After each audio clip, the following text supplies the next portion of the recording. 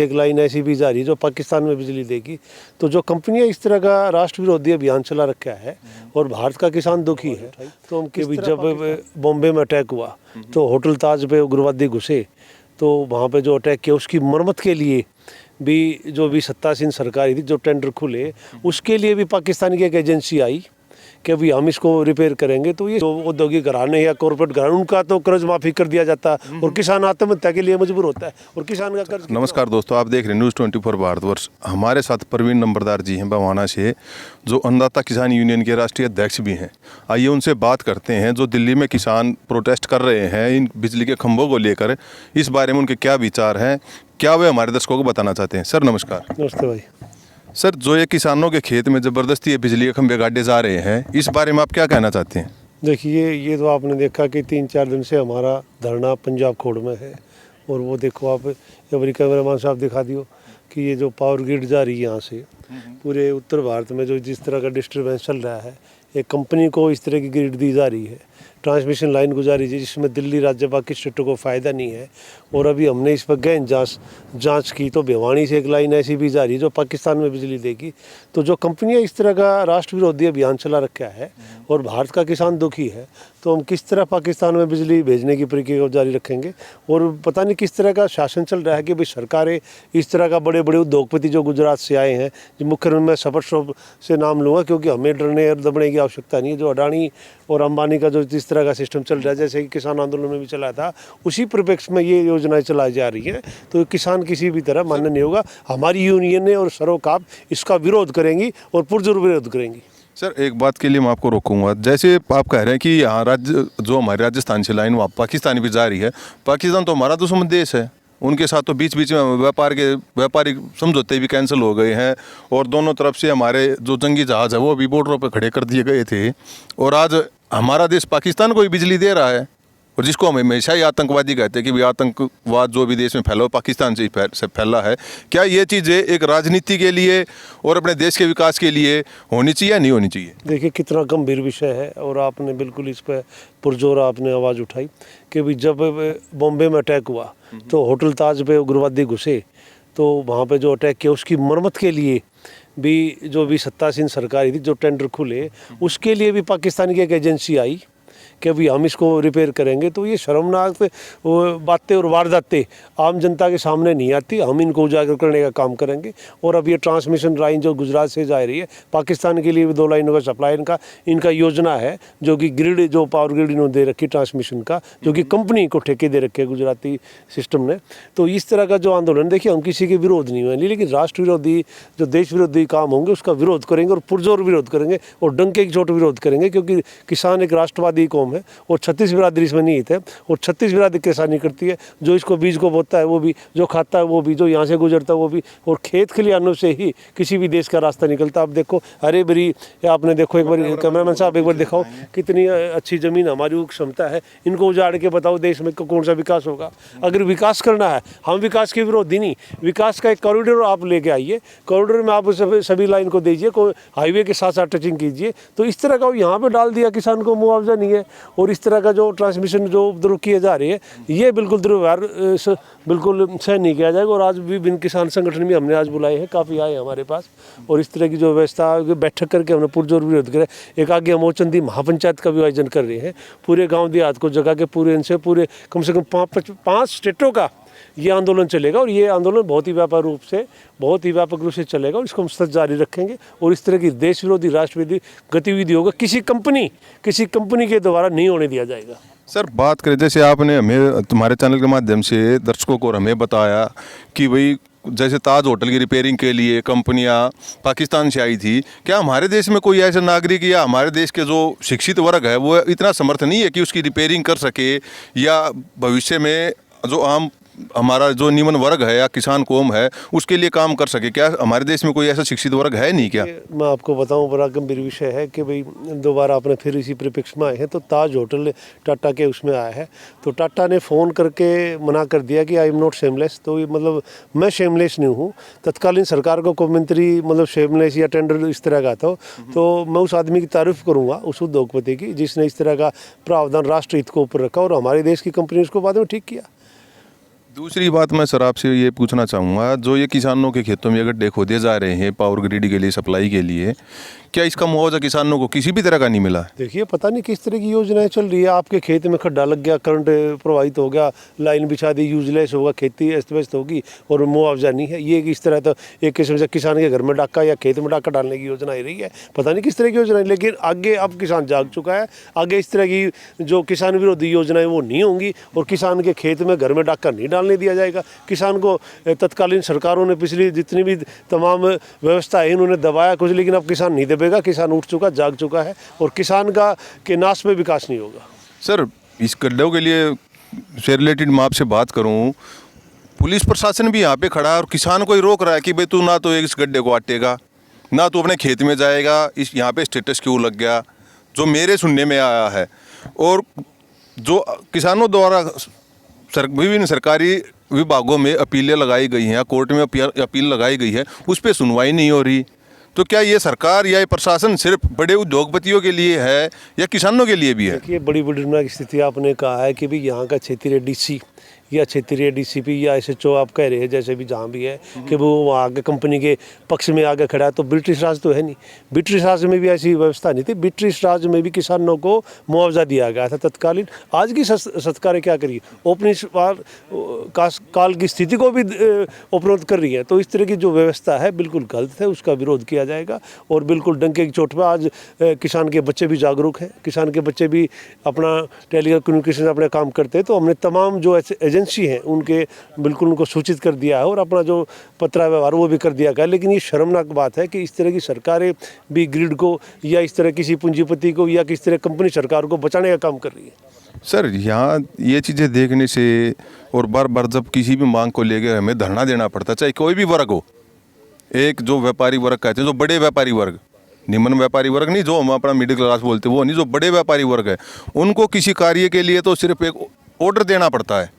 और जो निम्न व्यापारी वर्ग या मिडिल क्लास है या निम्न वर्ग के जिस वर्ग से जो किसान है या अल्पसंख्यक है या कोई खेतीबाड़ी करने वाला है या दिहाड़ी मजदूरी वाला है, उसको अपनी मांग के लिए धरना देना पड़ता है। जो आप कह रहे हो कि औद्योगिक घराने किस तरह का व्यवहार करते हैं, होना तो चाहिए राष्ट्र में, देश में। जब उनके पास इतनी धन संपदा इकट्ठी हो गए तो राष्ट्र के निर्माण के लिए उनका परिचालन होना चाहिए, राष्ट्र के लिए गतिविधि भागीदारी होनी चाहिए। और कहाँ वो अपने बटोरने का काम करती है, वो तो राष्ट्र देश इतनी सी उत्तरोत्तर बात करती हैं। तो इस तरह की व्यवस्था नहीं है, उसका विरोध होगा। और जहाँ तक व्यक्तिगत हित की बात है तो सरकारें इस तरह की चिन्हित नहीं, जनता लोक कल्याण की भावना, क्योंकि स्टेट एक लोक कल्याणकारी है और लोकतंत्र में कल्याण की भावना जारी होती है, जनमत की आवाज़ होती है। सर एक बड़ा शब्द कर्ज, जो कि किसान के लिए और निम्न वर्ग के लिए बहुत बड़ी चीज़ है जी। किसान पूरी अपनी ज़िंदगी लगा देता है कर्ज को उतारने में, लेकिन वो उतरता नहीं। और एक ऐसा वर्ग जिसको कुछ कहने की जरूरत नहीं पड़ती, उसका हज़ारों करोड़ रुपए माफ़ हो जाता है। क्या जो हमारे देश का कानून है वो अमीरों के लिए अलग और गरीबों के लिए? हम गरीब नहीं है, मैं ये नहीं कहता कि किसान या जो निम्न वर्ग जो मेहनतकश है वे गरीब हैं, गरीब नहीं है वो जी। लेकिन उनके साथ जैसा ये शोषण हो रहा है, क्या ये चीज़ें ठीक है? इस बारे में आप क्या कहना चाहेंगे? बहुत अच्छा आपने सवाल उठाया है कि भाई जो औद्योगिक घराने या कॉर्पोरेट घराने उनका तो कर्ज माफ़ी कर दिया जाता है और किसान आत्महत्या के लिए मजबूर होता है। और किसान का कर्ज कितना होता है, वो तो देश को भरता है भी, भरण पोषण भी करता है, बिल्कुल पैदावार करता है, अपने भूमि का सीना चीर के देश को पेट भरने का काम करता है। उस पर इस तरह जैसे कोई भी आवाज़ होती है, देश पे कोई संकट आता है तो किसान खेती की तरफ से, अन्न की तरफ से भी अपने घर के दरवाजे खोल देता है। और अगर बॉर्डर की कोई बात आती है तो बॉर्डर के ऊपर भी हम अपने बच्चों को सामने खड़ा कर देते हैं। तो क्या ये सारी चीज़ें जो भी संकट हो किसान के लिए है, अमीर घरानों के लिए नहीं है? देखिए बिल्कुल आपने ठीक है, जो सीमाओं की रक्षा करता है किसान का बच्चा करता है। जय जवान और जय किसान का नारा इसी परिप्रेक्ष्य में है कि एक किसान का बच्चा सीमा पे उसकी रक्षा करता है, मातृभूमि की रक्षा करता है, अपने स्वाभिमान, राष्ट्र के स्वाभिमान की रक्षा करता है। और किसान धरती माता का सीना चीर के अपना अन्न उगाता है, तो पेट भरने का काम करता है। तो दोनों ही खेत खलियान और किसी सीमा पर जवान किसान के घर से ही निकलते, किसान के खेत से ही निकलते। फिर सर सरकार द्वारा उन्हीं का शोषण क्यों होता है? हर कोई भी इलेक्शन आ जाए, कुछ भी आ जाए, देश का कोई प्रधानमंत्री या राष्ट्रपति या कोई भी है, वो एक ही बात करता है कि मैं हमेशा गरीबों की सोचता हूँ, मैं किसान की सोचता हूँ, और वही गरीब और वही किसान दुखी रहता है। हमारा अगर 1 रुपया भी माफ़ हो जाता है, हमारे से मतलब है किसानों से, और जो मेहनत का वर्ग है हमारा, निम्न वर्ग हम जो बोलते हैं, उनसे है। वो अगर मेहनत करके भी उनका 1 रुपया भी कर्जा माफ़ होता है तो उसका तो ढिंढोरा पूरे देश में पीटा जाता है कि भी हमारी सरकार ने इतना पैसा माफ़ कर दिया, चाहे वो 1000 करोड़ कराया, 1 रुपया कराया, 1 लाख रुपए किया। लेकिन जो कॉरपोरेट घराने हैं उनके 12-12 हज़ार करोड़, 5-5 हज़ार करोड़ रुपए माफ़ हो जाते हैं और उनका ढंढोरा सरकार द्वारा नहीं पीटा जाता। क्या ये दो पक्षीय कार्रवाई नहीं है सरकार की हमारे साथ? बिल्कुल दो पक्षीय क्या, ये तो बहुपक्षीय कुकृत्य कार्रवाई है कहूँगा मैं इसको।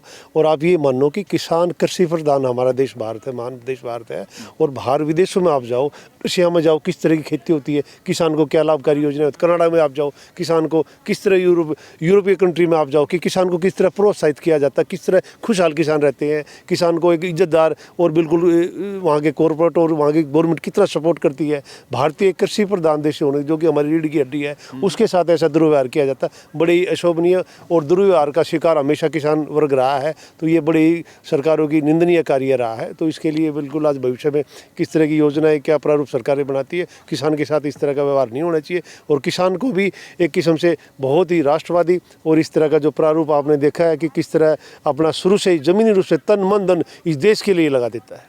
सर, मैं आपकी बातों से बिल्कुल सहमत हूँ, लेकिन हमारा जो कर्जा है वो माफ़ नहीं होता। एक बार आपने कर्ज ले लिया, चाहे वो 10 रुपये का ले लिया, और आपने नहीं भरा तो बैंक आपको ब्लैक लिस्टेड कर देता है। कहने का मतलब ये आपका सिविल खराब हो जाता है। लेकिन इतनी बड़े बड़े उद्योगपतियों का सिविल, जिन बैंकों से लोन लिया उनका माफ़ हो गया, और फिर उसी बैंक ने उसको दोबारा लोन दे दिया।